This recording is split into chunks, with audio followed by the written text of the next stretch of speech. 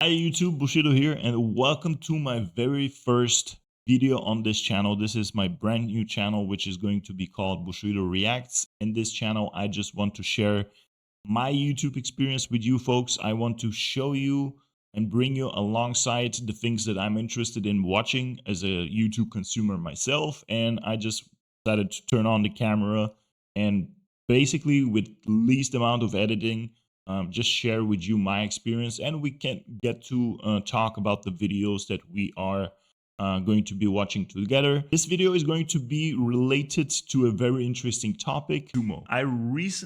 Very recently, just to give you a small background, I have 15 years of martial arts. I did karate, I did so many different martial arts throughout the years. When up until in my 20s. Right now, I am retired from martial arts, but sumo was always an interesting topic for me. And I very recently decided to actually get involved a little bit into learning a little bit more about the sport, because I find it fascinating how these people maintain these type of bodies and compete, and how does the sport actually work. So I started doing a little bit more research on YouTube to learn how sumo wrestlers actually live on a daily basis. What do they do? How does their life look like? Everything related to it. Share this in a video with you. Let's react to understanding how this sumo world is working, if you will. Like how does the ranking system work? I believe one of the few things that we need to understand is how does the ranking system work? How does the sport in general work? So this is going to be a video which is called How Sumo Wrestlers Are Ranked, Sumo Divisions, Promotions, and Banzuke Explained. I'm going to leave the link below in the description. All right, let's get it started. 2 weeks before every Grand Sumo tournament, this piece of paper gets printed, The flashbang, and distributed in Japan. It's called the Banzuke, and it the contains Banzuke. all the names of every sumo wrestler in professional Grand Sumo wrestling. But this isn't just a cool poster you put on your wall. So I know about this already. I was really shocked the very first time I learned about the Banzuke. So the Banzuke, all those calligraphic letters that you see over here, those are names of each sumo wrestler which is ranked.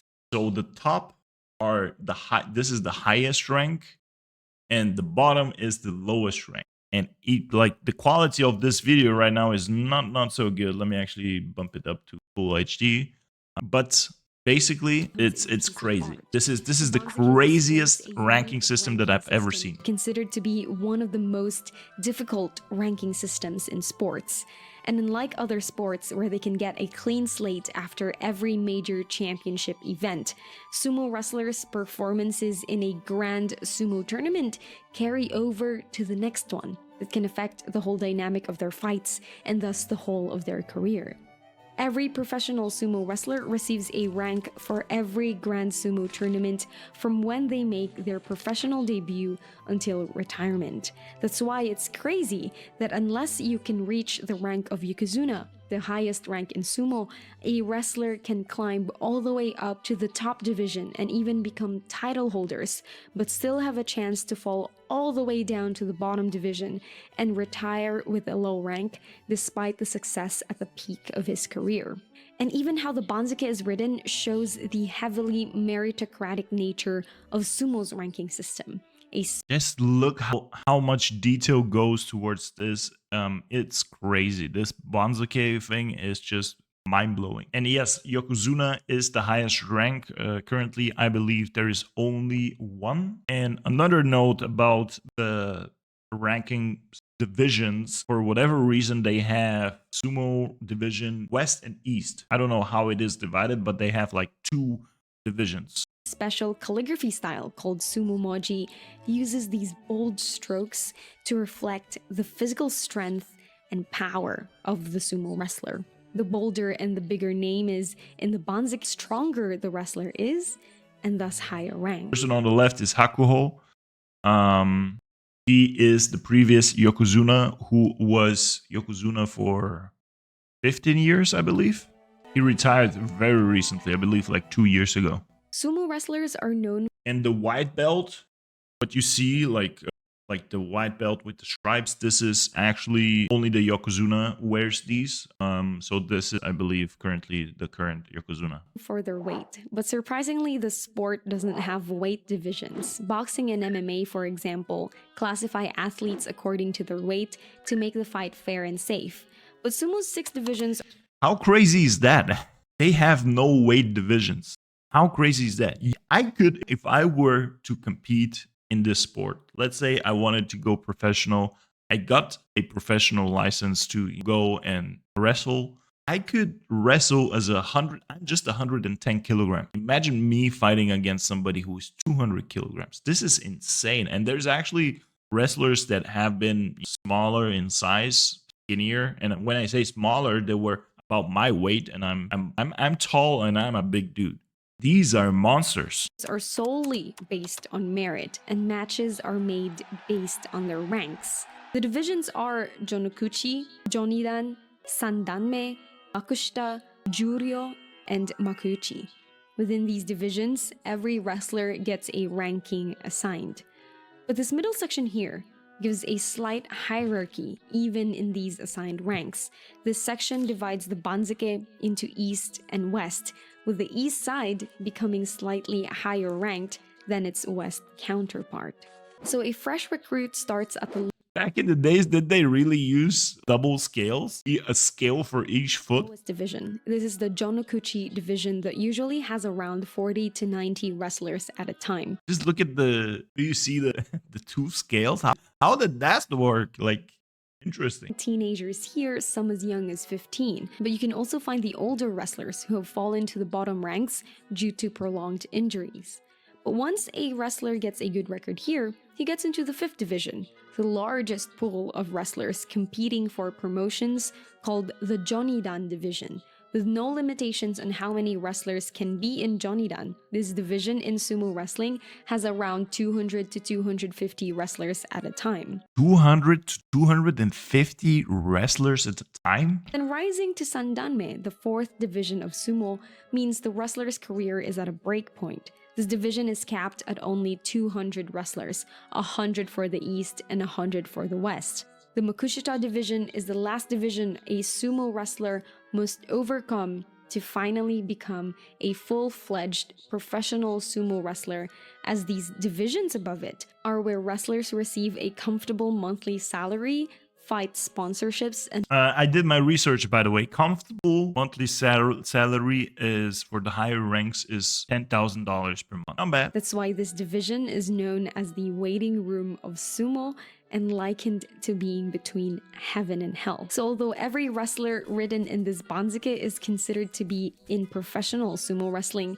you can say that a wrestler's professional career only truly starts when they enter the Juryo and Makuuchi division. But spaces in these divisions are very limited. Juryo, the 2nd highest division, only has 28 sumo wrestlers. Only 28 and super limited space. This is really interesting. So somebody falls off in here and there is like probably a bunch of dudes competing to get his spot. This is crazy. Makuuchi, or the top division of sumo, is limited to 42. Top division wrestlers are the real celebrities of sumo, getting network coverage of their bouts for the whole 15-day tournament, as well as bilingual broadcasts. That's why some wrestlers remain unknown until they reach this division.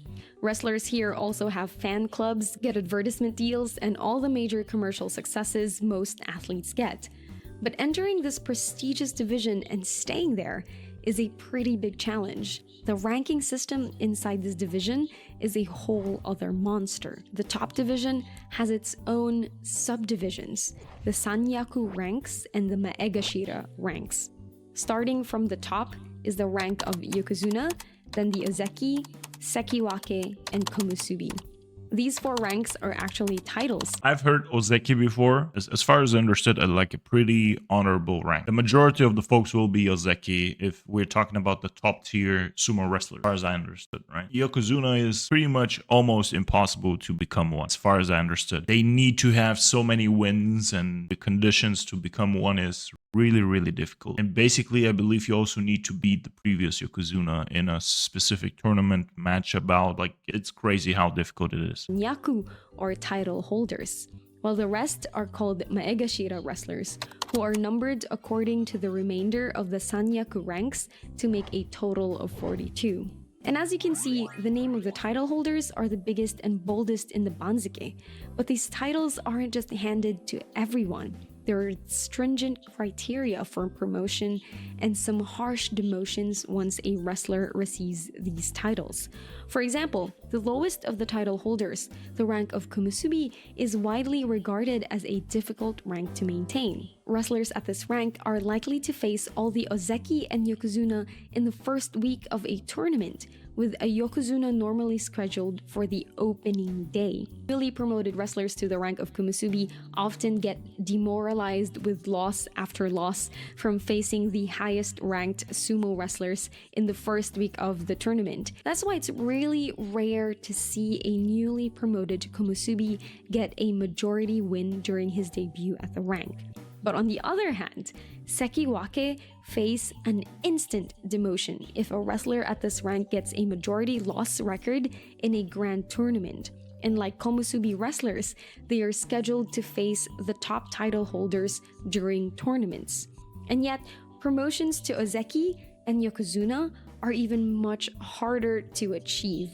A wrestler in the Sekiwake rank must be able to achieve at least 33 wins in 3 consecutive tournaments, including having at least 10 or more wins in the last tournament for a promotion to Ozeki. 33 wins from 3 consecutive tournaments? This feat isn't at all easy to achieve. As said No, it's not. That's almost impossible considering the fact that they have so many matches. earlier, once a wrestler gets a majority loss as a Sekiwake, he almost always loses the rank, and getting 33 wins over 3 consecutive tournaments is pretty exemplary. This wrestler Goida holds the record of getting stuck in this rank.